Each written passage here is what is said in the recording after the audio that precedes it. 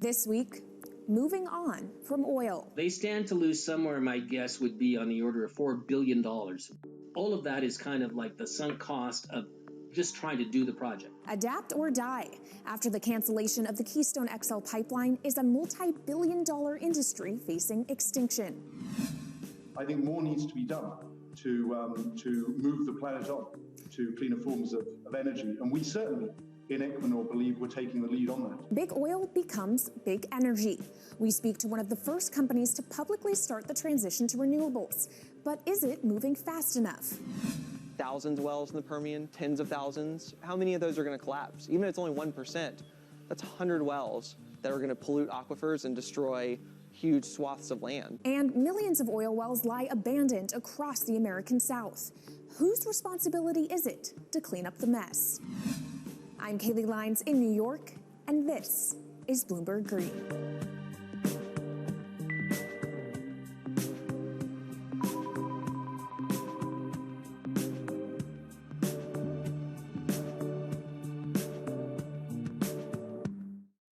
The cancellation of the Keystone XL pipeline, first by President Biden, then by the operator TC Energy, was a litmus test for the power of climate activism in the U.S.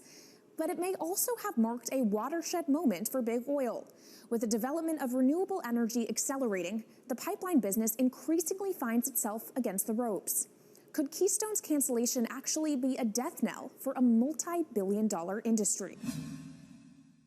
There's no doubt that oil and gas made the world what it is today.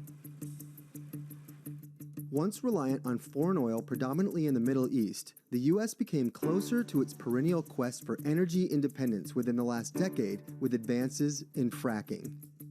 About 10 years ago is the start of what we consider the shale revolution, and that's when we combined hydraulic fracturing and horizontal drilling, and we just unleashed this record amount of U.S. oil and gas supply.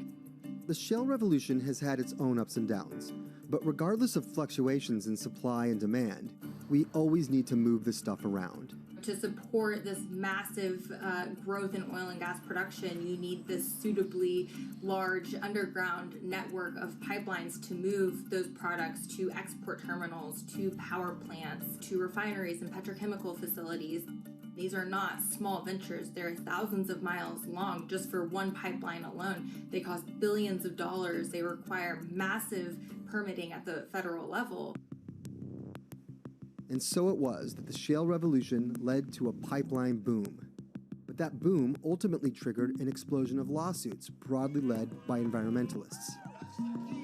No project embodies the Herculean nature and divisiveness of this business better than the Keystone XL pipeline.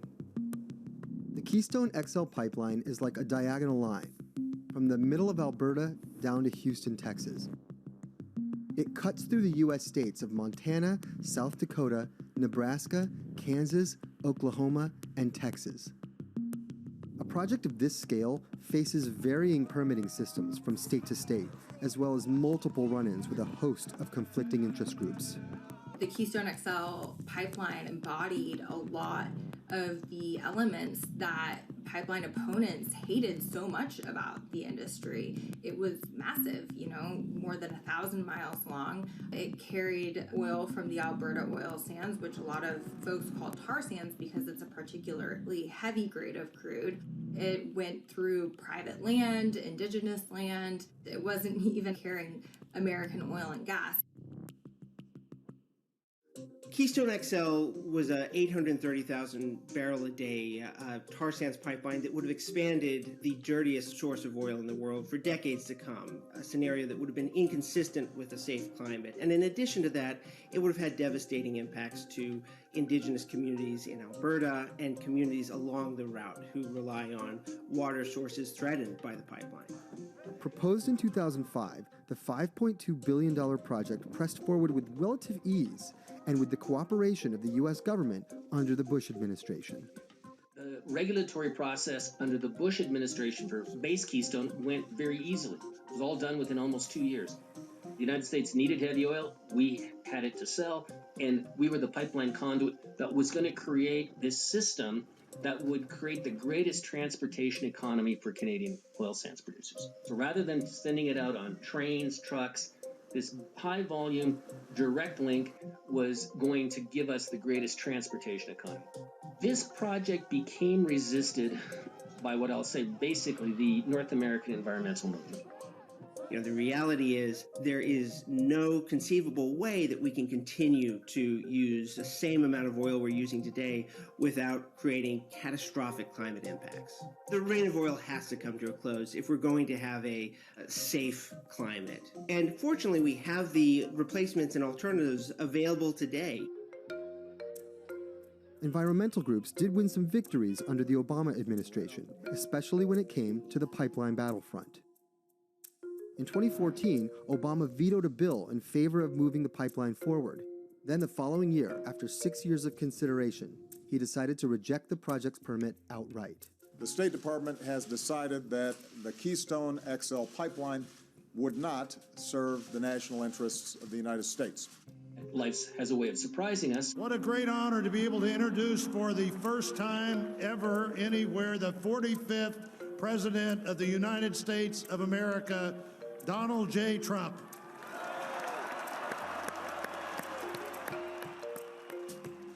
Trump giving them a permit in early 2017. Keystone Pipeline. Legal interventions caused that permit to have to be reissued back in 2019. And it took that length of time before TransCanada and its shippers, who had to be reassembled commercially, started to construct the project in 2020.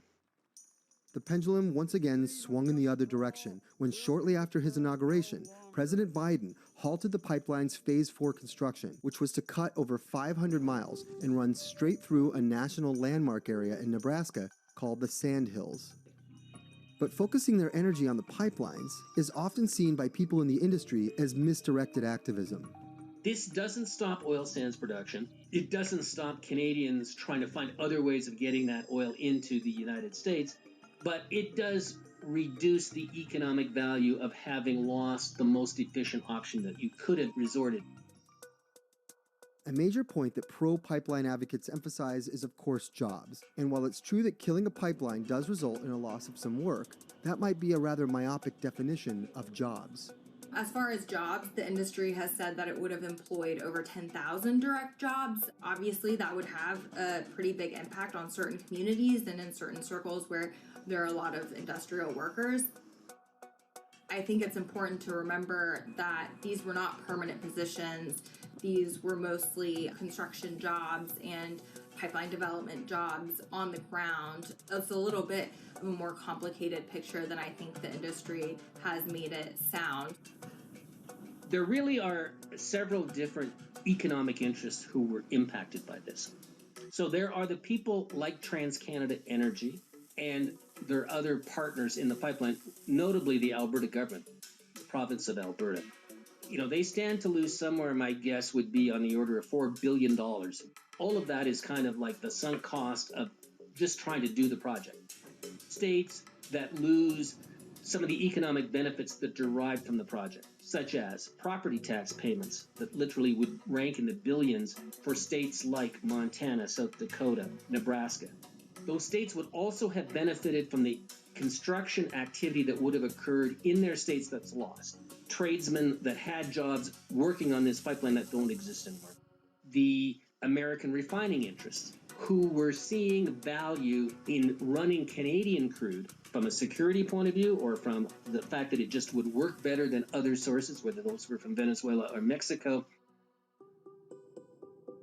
President Biden's American Jobs Plan has earmarked $174 billion to win the EV market, and another $34 billion for solar, wind, and other alternative energy solutions.